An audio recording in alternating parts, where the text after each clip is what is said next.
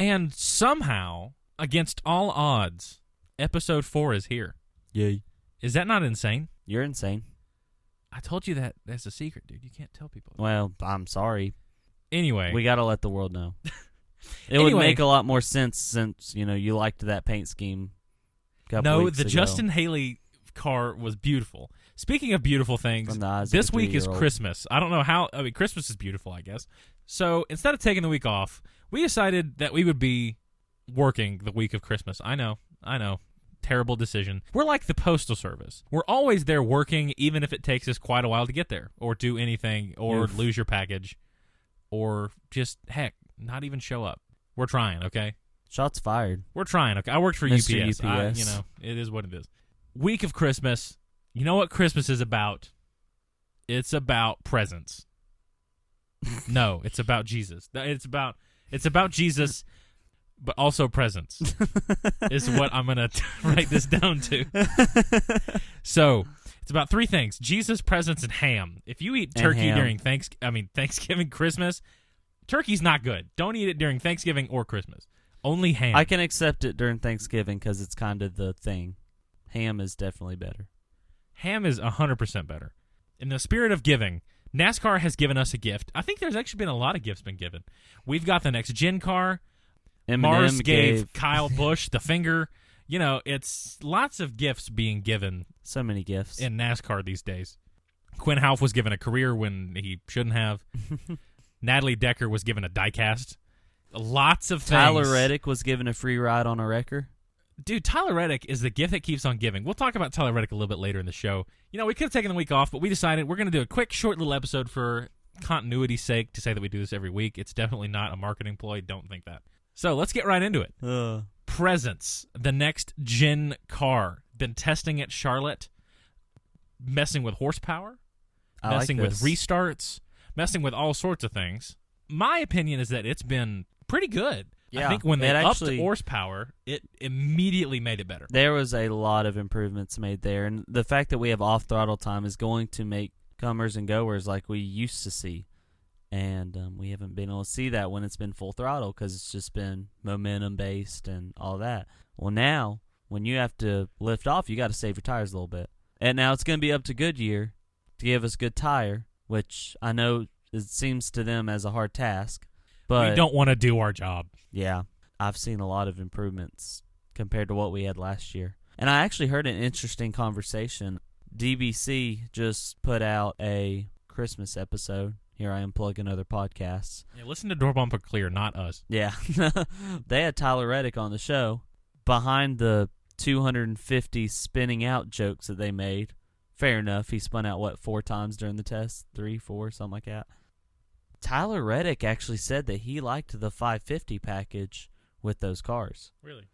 I think from a standpoint of a driver, I could see how you could prefer one over the other. So I'm saying as a product that you watch as a spectator sport, we wish we had 720. I know.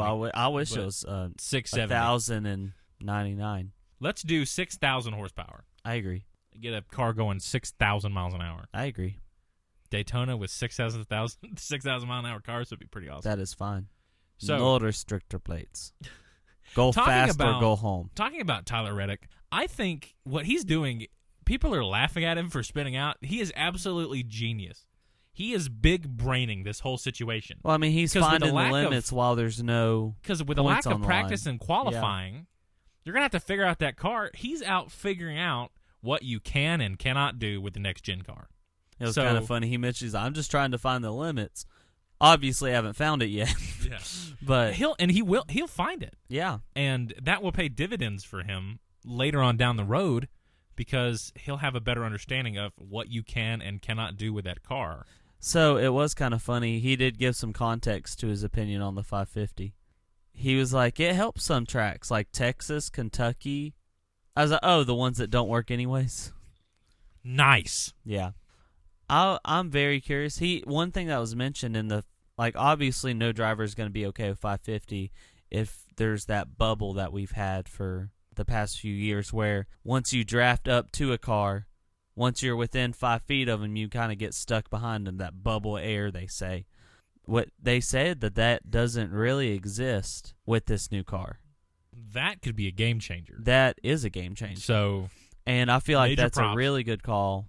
I think that's a really good sign for what the racing is going to be next year. I'm very curious. I saw some of the videos from that Christian Espinoza guy that has that condo at the track. He's got the greatest videos. If you don't follow him on Twitter for testing, you should. It's the absolute source. He's way better than those NASCAR live streams where they have Jimmy standing up on top of the building holding his iPhone 7 filming. I don't know what they're doing, but Christian's videos are actually quality. He has a great video showing the difference between the horsepower packages.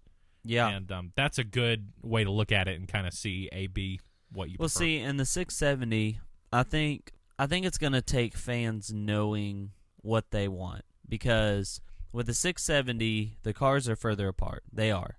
It's more of a driver versus driver rather than air versus everyone.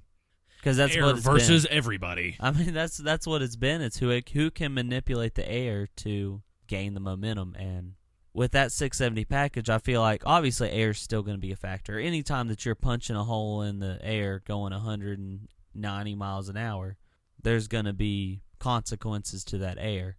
But I feel like the way that the air is going now, it's less dirty air, and it allows more clean air to get to the car behind. So I'm very curious to see how this goes. The one thing that strikes me about the car, I think immediately, is just how it looks, how different it looks, how modern it looks, and how it looks more like a race car. Yeah. And more like a car in general. Like, of course, the last gen of car we had is, to me, my favorite gen that I've in NASCAR, except from like the Dodge Charger Daytona era. But it literally, you like this better than Gen 4? Literally, yes. I love this way better than Gen 4 because it looks like a car.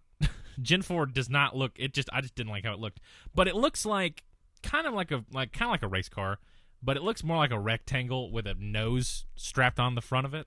Yeah. Whereas I think the fair. new car looks more like a built race car than anything else. So that's what strikes me immediately is the aesthetics of it. You know what was going to bother me about the aesthetics of it? What? If they did that offset spoiler. Now that is weird.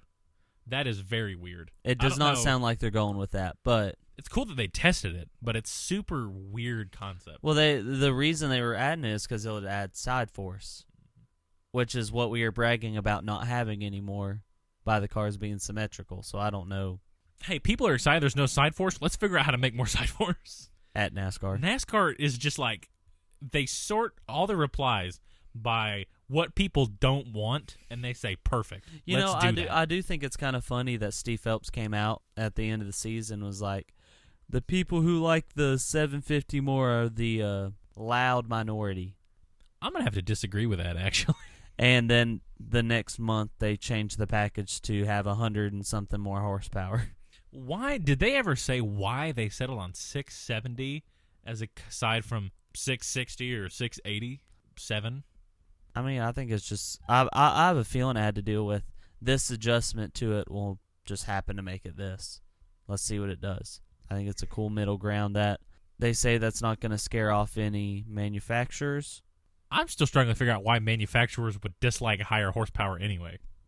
Well, I mean, some of them would because it takes more money to invest in those motors. If you have to come up with a motor that produces 400 horsepower, it's a lot easier than trying to do something that's going to be 700 horsepower, 1,000 horsepower. I think 600, the area, is a good compromise because there is off-throttle time, I understand. I mean, I think we should just take it to short tracks, and it don't matter if you got 400 horsepower because it's a short track. I feel like obviously Dodge was looking at coming in. I don't think they'd be scared of horsepower because you see what they do. You look at other OEMs that could come in like Honda, BMW. Oh my gosh! What was the tweet? Yeah, I can't remember. The tweet was explain NASCAR in 3. Like this wasn't a NASCAR page. This was just like a random dude that tweeted, describe NASCAR in 3 words, and like the official BMW account better with BMW tweeted better with BMW. Now, there's been absolutely no rumor of that actually happening, but the fact that that was tweeted was like, why would you say that? I remember that blowing up. That's insane. And then, like, nothing ever came out of it. See, and I would be okay with. I would love to see a lot of different OEMs come into NASCAR. It'd be really cool to kind of everyone's cars be represented. You know what I mean? Yeah. But yeah, so they did the test now, and we're looking at the Clash coming up. I'm very curious to see what this next gen car does on short tracks. Yeah, I think if they can make a really good racing short track car, I think that would pay dividends. I don't think the last gen car was bad at short tracks, but if you could just make some magic sauce with short tracks, that would be insane. And that's my only place of concern with this car. Or not the car, the package. I don't know what the car will do at the short tracks. I don't really have concerns yet because I haven't seen it yet. We're taking away about 80 horsepower. So how is that going to look exiting the turn at Martinsville? How is that going to look? I don't think Bristol's big of a deal because you maintain a lot of speed there. Yeah. But with the paperclip, you're going to have to really get on that throttle exactly. hard. So. Exactly. And what's that going to look like at the Coliseum? That's my question is I want it to still be a game of you have to get back on the throttle. If you get on it too much, you're going to spin your tires and wreck yourself. I want that. That could be interesting. I like that. I like that kind of racing. And with this 750, I mean, you saw 2018 Logano Martin Truex. They come out of the turn. That's a 750 horsepower package. When Logano tapped him up there, Martin was like, oh, crap, he's on my inside. I got to floor it. And then you saw him smoke the entire front stretch when he did that. I think having to manage your throttle is going to – I want it to be crucial. Yeah, I know that's been the main thing I've seen, especially on NASCAR Twitter, talking about testing is just off-throttle time, off-throttle time. People want off-throttle time because off-throttle time increases the skill gap. Exactly. So better drivers, I think, in essence, people want better drivers to win, for them to be obviously better. The more things you have to do, a lot of people calling for the car to be harder to drive, which would then talent rise to the top. Which I will say, from everything I've heard and everything I've seen, mission accomplished. The drivers are genuinely happy with the fact that the car is harder to drive. We've seen Kyle Busch almost wreck. We saw Tyler Reddick practice some and then wreck the other times. He's practicing wrecking. He's testing. Yeah, exactly. He's testing the safety features. Incognito safety test. Yeah. I don't know if he knows that, but NASCAR's just like, let's bring him to the test and let him. Thanks, Tyler. You are now. You know those dummies that they said died? Involuntary safety test. Yeah, you know those dummies that you said that people were saying died earlier? You are now the dummy. But surprise safety test at work. But we've seen. I'm trying to think who else all spun out there. There's a lot of them. LaJoie, Elliott, Yep. Reddick. I don't know if it was Amarola that was spinning out, or if it was people were saying Amarola had to spin out. No, he don't go fast. 7, 8, 9. Literally, Corey LaJoie, That's Reddick, Chase. I think it was either Amarola spun out, or they were saying he was going to. Denny Hamlin spun out. A lot of people spun out. So good on that. I like watching cars wreck. Well, and here's the thing. I think one of the wrecks was a 2-car wreck, but other than that, you had cars spinning out on their own. Yeah, there was nothing involved, just them losing it. Exactly. And that's beautiful. I love it. I mean, you don't get moments like Jimmy Johnson at Dover in 06 or whatever that was, 07, 06, without that happening. He comes out of turn 4 at Dover on qualifying, spins it around and does that carousel. Oh, yeah, and just narrowly keeps it off the wall. That was about the most impressive thing Jeff Gordon's I've ever in the pits, like losing his mind. It's funny. I saw an interview with him afterwards, and he's like, "Yeah, I could have never done that again. Couldn't do that if I tried." That was a once in a lifetime opportunity. Exactly. But yeah, I'm very happy to see that the car is harder to drive. I don't know I can't remember who the person who said it was. There was reports that the car was feeling kind of like the Gen 4 car. Interesting. If we can get Gen 4 feeling with Gen 7 looks. I know we talked about the Gen 4 car earlier. I hate how the Gen 4 car looked but I liked how it raced.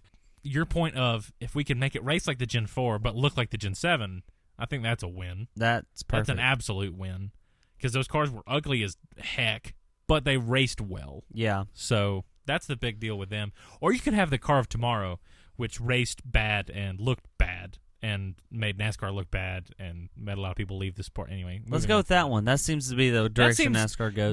Dear NASCAR, please make everything worse. Maybe it's going to be like reverse psychology. Yeah, maybe. Dear NASCAR, please make things bad. I want 2 horsepower. Sometimes you got to be careful what you wish for because you just might get it. So no, they're pretty good at doing exactly what we don't want, so I think it's okay. Yeah, fair enough. So if I tell them I want 2 horsepower, yeah, they'll come NASCAR, back the numbers with 1. on the moved up on the door are perfect. I love them moved up on the door, NASCAR. Please don't move them back to the middle where they looked really nice. Actually, please don't do that. I'm getting to like it. I cannot bring myself to care for it. I completely dislike it, and I've told you, and I'm sticking to it. I'm done buying diecasts for now. And that's from a guy who has at least 35 diecasts in this room. I'm not buying anymore. I refuse to support it now. Of course, one guy not buying diecasts anymore because they move the numbers isn't going to change them from moving the numbers.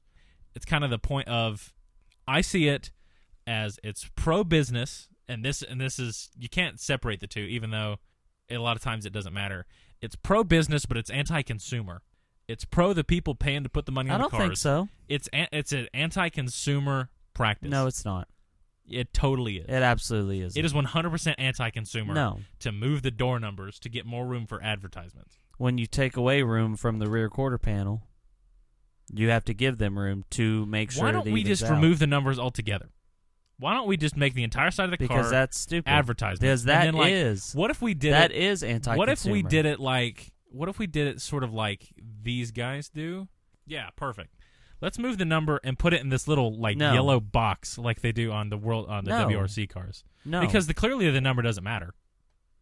If we can just move it around, if you don't care about the number, then why not just do that? Or I don't know, just move it. I don't understand where you're getting door. this point. Because they already don't care about the consumers anyway.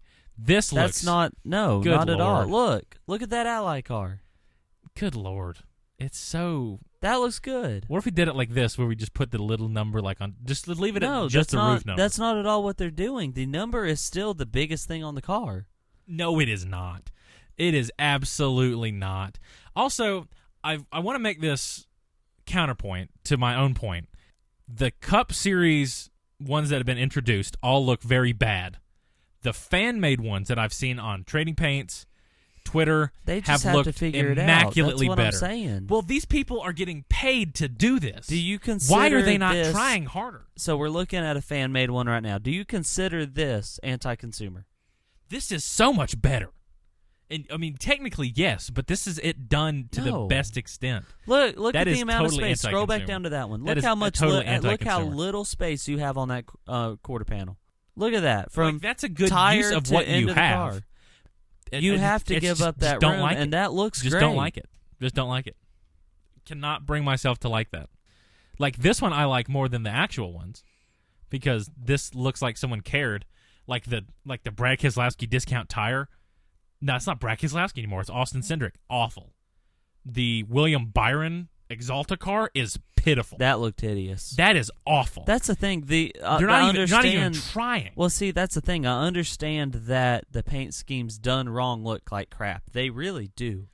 The door being in the middle. The Wood Brothers is probably the worst. The door being in the middle helped bad paint schemes because it, I guess, drew your attention away from it. Yeah. When you put that number in the front, it brings more attention to that paint scheme. You have to be better with it. And I feel like that's something that will improve once they figure out the car. It's just, I don't understand why Lefty ain't making paint schemes for the Cup Series. Oh, God, he should be. Him, I think that's, Blackbeard? There's a lot of guys that consistently make fan paint schemes. Look at that 5 car down there. Better. That's better than the actual one. I know. That's way better than the actual one. Which, I'm sorry for you listeners that we're giving no context. Yeah, we're not giving any context. Don't worry about it. But it's just the idea of, like, these paint schemes, that 48 looks good. This 48, this is made by James Collins on Racing Paints, if you want to look at it. Trading paints. Trading paints. Yeah, I don't know why I said racing. I think of race department because that's where I get my mods for F1. Yeah. This is 300 times better. James Collins made a Ally 48 that is 300 times better than the actual Ally 48. I actually love the Ally 48. I like the paint scheme. I just don't like how they've incorporated stuff. They've moved the number. Yes. I don't like the massive Chevrolet bow tie on the hood. You're a very convincing crybaby. You know what? Fine. If that's what I'm going to be called for this, yes, do it. But it's my opinion. I'm sticking to it, and there Your are a lot of people that sucks. really agree. There's a ton of people that agree. You know who says that? Who? People who are wrong. Everyone agrees. Everyone agrees it's the greatest. Everyone agrees. It's I just cannot for the life of me get behind the new number placement. I just can't do it. What do you think about the Reddick car? The one where you couldn't see the numbers on it? Okay, they put white outline around the number. Finally, the first day they sent it out there, you could not tell what number it was. What do you think about that, though? I don't hate it. I like how it's slanted. Like it's, I prefer when the advertisements look slanted and it looks interesting and it's not just letters. I think it's better, but I think we've already overused the Chrome numbers. Oh yeah, absolutely. Oh yeah, we went hard on the Chrome numbers, and now I'm done with Chrome numbers. So okay, I feel like NASCAR did this the right way though, in the fact that I do believe that we had to do it we're giving back the space that we're taking away with this new car. But I think doing it the year the new car started is perfect. Because we don't know, I say we don't know, in quotation marks. We haven't seen it with the door number in the middle. Make it next gen, make everything next gen, where you do that change when the car changes itself. I prefer them change it with the car and not just in the middle of a car's life cycle. Like if they took the Gen 6 car and just in the middle of it decided to move it, yeah, that would have been way worse than what they did. Which is weird because you're a crybaby about the way they did it. So I am a crybaby about the way that I'm just saying it could have been worse. It could have been done worse. Sliding the numbers back, I think, was worse than sliding them forward. Yeah. I just think that my biggest problem is that the paint schemes are not good. Well, yeah, and I think they've gotten worse with it. Now they have to figure it out, of course.